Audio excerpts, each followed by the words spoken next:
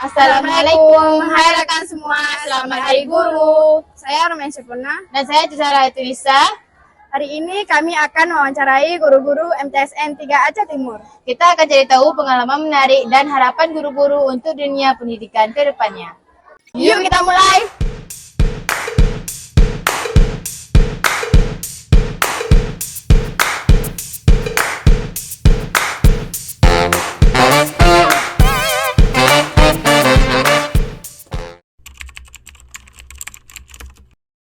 Ya, sekitar 17 tahun. Kurang lebih 5 tahun. Lebih kurang sekitar 17 tahun. Kurang lebih sudah 5 tahun, 24 tahun. Sudah 20 tahun. Selama 10 tahun. Alhamdulillah saya telah menjadi seorang guru kurang lebih selama 15 tahun. Sudah 11 tahun. Lebih dari 25 tahun lah. Guru itu profesi mulia, mencerdaskan generasi dan kehidupan bangsa dan cita-cita negara. Kita mewujudkan cita-cita negara, karena itu saya memilih menjadi guru. Itu memang cita-cita saya, karena jadi guru itu menyenangkan.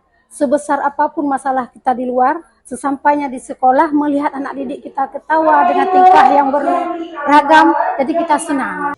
Sebenarnya Bapak tidak kepingin jadi guru. Cita-cita pertama Bapak itu menjadi seorang arkeolog. Tuhan berkata lain, sehingga sekarang Bapak jadi guru. Menjadi guru adalah cita-cita saya sedari kecil. Jadi dulu saya suka main guru-guruan dengan teman-teman. Kemudian ketika sudah beranjak SMA, orang tua saya juga menyuruh saya jadi guru. Jadi saya rasa itu adalah pilihan yang tepat menjadi seorang guru. Terinspirasi dari guru ibu waktu semasa sekolah dulu, bahwa profesi guru itu sangat mulia, membawa generasi muda dari generasi atau manusia dari yang tidak tahu menjadi tahu. Menurut saya guru itu adalah salah satu profesi yang mulia. Pada intinya saya ingin menjadikan diri saya ini bisa bermanfaat buat orang-orang di sekitar saya. Guru merupakan bagian dari dakwah, sehingga dengan kita mentransfer ilmu, tidak hanya kita mencerdaskan kehidupan bangsa, tetapi juga kita akan mendapatkan pahala dari Allah Subhanahu wa Ta'ala. Pertama sekali diangkat menjadi guru dan ditempatkan di Aceh Timur, di daerah pelosok, dan di situ kita melihat masih banyak masyarakat kita yang tidak menyadari pentingnya pendidikan. Ya, kita bisa lihat di sekolah pada masa itu tahun 2005 pasca konflik, ya, setelah konflik itu 30% anak-anak di sekolah itu tidak sekolah, atau sekolahnya bergantian. Hari ini adiknya, besoknya kakaknya. Dalam satu keluarga kadang ada 2-3 anak yang sekolah bersamaan. Masih menjaga adik, membantu ayah dan keluarga di kebun. Dan kita turun pada saat itu ke rumah-rumah warga, masyarakat, untuk menyampaikan bahwa penting sekali pendidikan bagi anak. Maka diminimalisir kebutuhan di rumah untuk melibatkan anak. Begitu. Dan akhirnya tahun 2009 masyarakat sudah peduli pendidikan, tidak ada lagi siswa yang bolos sekolah.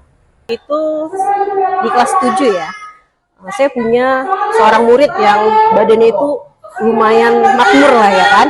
Pada saat itu saya sudah berada di dalam kelas, tapi dia terlambat. Akhirnya dia masuk ke dalam kelas dengan merangkak.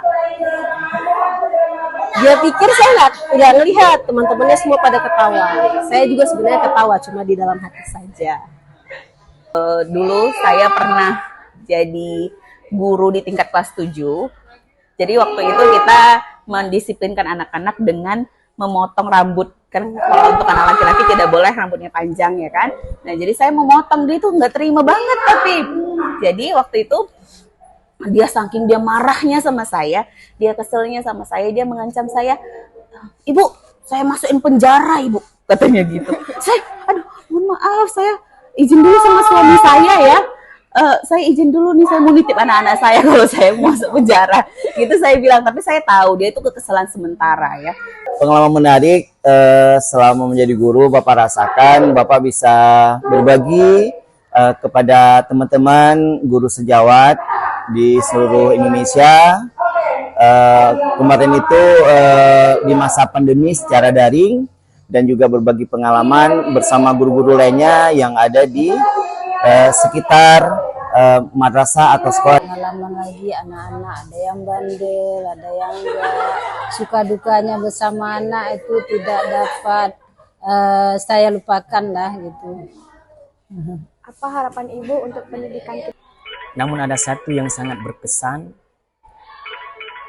yaitu ketika kita mendapatkan tempat di hati seorang murid, yang dimana kita sebagai guru sudah tak lagi mengenal anak murid kita, tetapi secara hakikatnya dalam hatinya itu masih tertulis dan masih dikenang. Ini merupakan sesuatu yang sangat berharga sekali bagi kita. Jadi pengalaman ibu ketika mengajar para siswa, ketika ibu berhadapan dengan siswa yang kurang minat belajar, yang bandel, yang kurang pengetahuannya di bawah rata-rata, itu membuat ibu berpengalaman untuk mencari suatu metode atau model pembelajaran yang lebih baik lagi supaya anak-anak bisa. Sama seperti halnya orang ketika menjahit baju, ketika memotong, ketika terjadi kesalahan dalam memotong, itu bukan berarti kain itu dibuang, tapi kita cari cara supaya menjadi model baru. Nah, itu yang sangat ibu menjadi suatu pengalaman. Siswa-siswa yang aktif, jadi saya senang melihat mereka yang sangat lucu-lucu dengan sikapnya. Jadi ini adalah hal yang menarik menjadi seorang guru, bisa berbahagia bersama. Kita ke depannya. Harapan saya adalah ya mutu pendidikan Indonesia bisa lebih baik, bisa lebih bersaing dengan negara-negara maju lainnya. Kita nggak terus menjadi negara yang berkembang. SDM kita bisa diadu dengan SDM di luar negeri, seperti itu. Harapan saya untuk pendidikan Indonesia di mana sudah memasuki era globalisasi, ya tentu saja sistem pendidikan yang terus diperbaiki, di mana kita tidak hanya berpatok pada nilai, tapi juga karakter, sehingga sumber daya manusia kita ini bisa berkembang ya. Selain nilai, pengetahuan, juga karakter. Harapan Bapak untuk pendidikan kita ke depan, semoga nantinya akan lahir guru-guru yang ikhlas untuk menciptakan, untuk melahirkan generasi-generasi penerus yang mulia dan bisa berguna bagi nusa, bangsa, dan agama. Pendidikan ini terutama untuk mereka yang di atas lebih memberi kesempatan kepada para guru untuk mengupgrade atau menambah kemampuan diri. Kemudian selain itu pemerintah hendaknya memperhatikan masalah pendanaan ke setiap sekolah. Saya berharap kepada seluruh anak siswa, anak didik yang pernah saya ajarkan, dia nanti menjadi orang yang berguna, menjadi manusia yang berpendidikan, menjadi anak didik yang berakhlak mulia, menjadi anak didik yang berbudi pekerti, sehingga dia itu dapat berguna bagi nusa dan bangsa.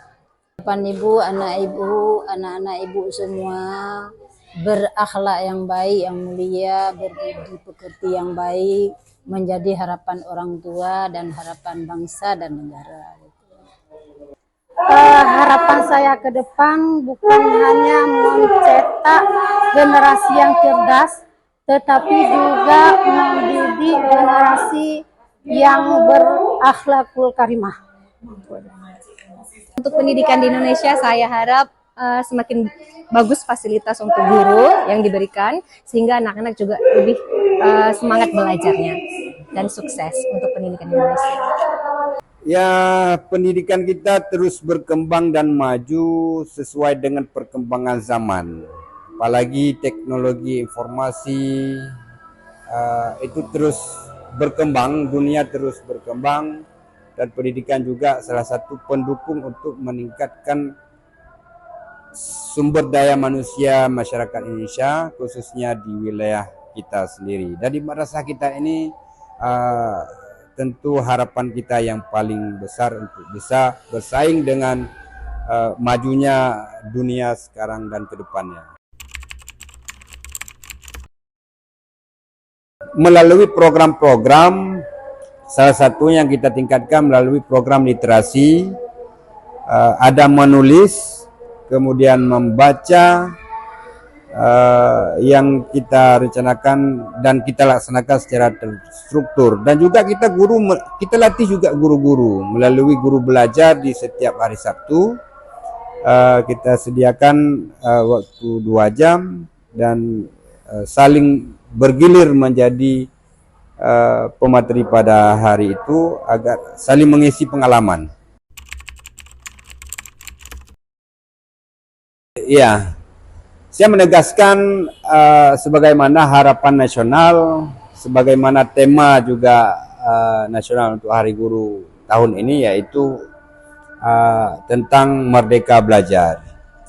Ini guru-guru harus menitik beratkan konsep belajarnya dengan kurikulum merdeka belajar, memberi kesempatan kepada siswa untuk berinovasi, berekspresi, dan menjawab pertanyaan-pertanyaan mereka dengan penuh semangat, dan jangan membatasi diri mereka guru tersebut pada sumber mengajar atau sumber belajar hanya dari buku teks pelajaran. Boleh diambil dari media-media, dari YouTube, dari Google. Karena transformasi informasi sekarang ini kan begitu pesat, banyak sekali yang bisa kita ambil manfaatnya. Dan terus guru-guru kita berharap untuk bisa meningkatkan kemampuan dia dalam mengajar, untuk menyongsong siswa-siswa aktif, kreatif, dan inovatif. Itu tadi wawancara kami bersama guru-guru MTSN 3 Aceh Timur. Sampai jumpa di wawancara berikutnya. Dadah!